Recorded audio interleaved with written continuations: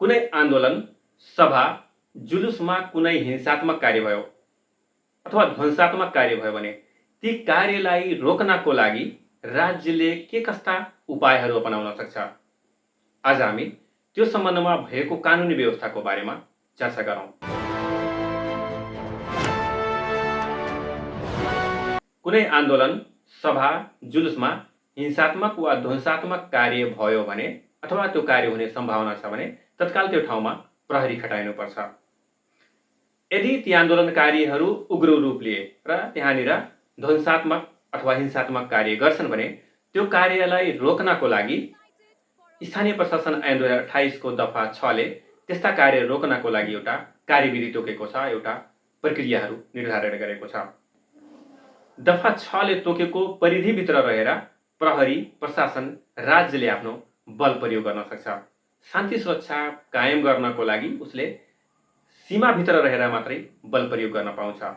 अब त्यस्ता आन्दोलनमा यदि ध्वंसात्मक अथवा हिंसात्मक कार्य भयो भने के प्रक्रियाहरू अपनाउनु पर्ने हुन्छ, त्यो हामी प्रक्रियाको बारेमा हेरौँ। सबैभन्दा पहिलो स्टेप के हुन्छ भने त्यस्ता आन्दोलनकारीलाई, प्रदर्शनकारीलाई अथवा भिडमा भएका व्यक्तिहरूलाई चेतावनीपूर्ण निर्देशन दिनुपर्ने हुन्छ। तपाईहरूले यस्ता कार्य नगर्नुहोस्, यो गैरकानुनी कार्य हो, हामीले बल प्रयोग गर्न बाध्य हुन्छौँ भन्ने कुरो जानकारी गराउनु पर्ने हुन्छ। त्यो पनि स्पष्ट रूपमा माइकिङ गरेर जानकारी गराउनु पर्ने हुन्छ। यति गर्दा पनि, वार्निङ दिँदा पनि यदि त्यो भिड नियन्त्रण भएन, पछि हटेन, त्यसपछि मात्र के गर्नुपर्छ भने प्रहरीको मद्दतले लाठीचार्ज गर्न पाउँछ।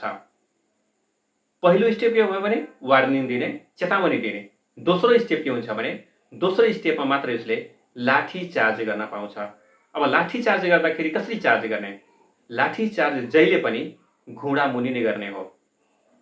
त्यस्ता आन्दोलनकारीहरूको ज्यान लिने उद्देश्य होइन, त्यो भिडलाई नियन्त्रण गरेर शान्ति सुरक्षा कायम गर्ने मात्रै उद्देश्य हुन्छ। त्यसैले गर्दाखेरि सकभर आन्दोलनकारी अगाडि नबढोस्, हिंसात्मक कार्य नगरोस्, ध्वंसात्मक कार्य नगरोस् भनेर नियन्त्रण गर्ने कार्य मात्रै हो। आन्दोलनकारीको ज्यान लिनेको लागि लाठीचार्ज गर्ने होइन। सकभर उनीहरूको कम क्षति कति हुन्छ, न्यून क्षति पुर्याएर लाठीचार्ज गर्नुपर्ने हुन्छ। त्यसपछि तेस्रो, यति गर्दा गर्दै पनि यदि भिड नियन्त्रण भएन भने तेस्रो चरणमा जानुपर्ने हुन्छ। तेस्रो चरण के हुन्छ भने अश्रु ग्यास प्रहार गर्ने, अश्रु ग्यास छोड्नुपर्ने।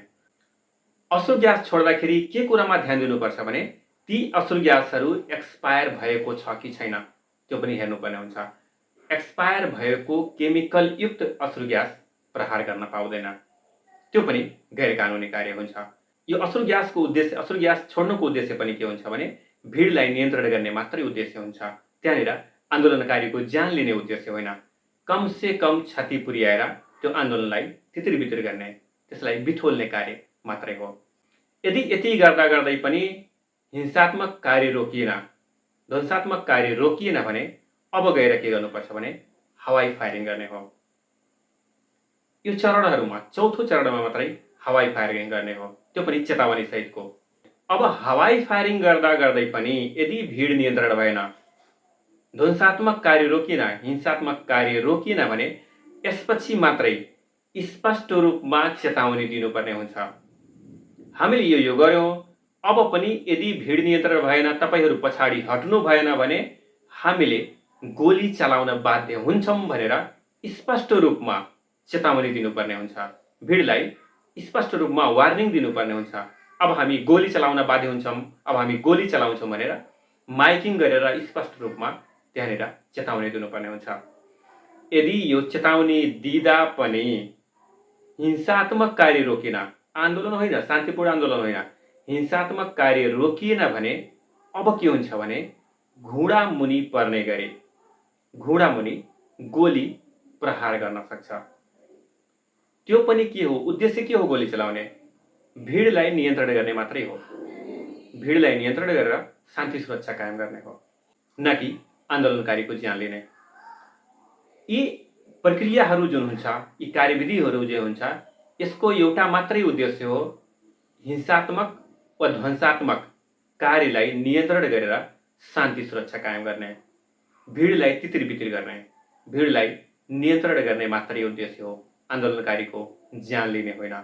यदि उनीहरूलाई घुँडामुनि गोली हान्यो भने आफै उनीहरू लड्छन्, अगाडि बढ्न सक्दैनन्। अन्त्यमा भन्नुपर्दा कुनै आन्दोलन, भिड अथवा जुलुस हिंसात्मक रूप लियो, ध्वंसात्मक रूप लियो भने ती हिंसात्मक र ध्वंसात्मक कार्यलाई नियन्त्रण गर्नको लागि, शान्ति सुरक्षा कायम गर्नको लागि राज्यले आवश्यकता अनुसार बल प्रयोग गर्न सक्छ। त्यस्ता बल प्रयोग अघि मैले भनेका सीमाभित्र रहेर र स्टेप बाई स्टेप मात्रै प्रयोग गर्न पाउँछ। भिड नियन्त्रणको नाउँमा राज्यले यदि अत्यधिक बल प्रयोग गरेको छ भने त्यो भनेको गम्भीर प्रकृतिको मानव अधिकार उल्लङ्घनको कार्य हो। यो हत्याजन्य कार्य हो। त्यो कार्यलाई कानुनले वर्जित गरेको छ।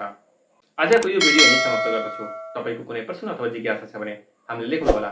धन्यवाद।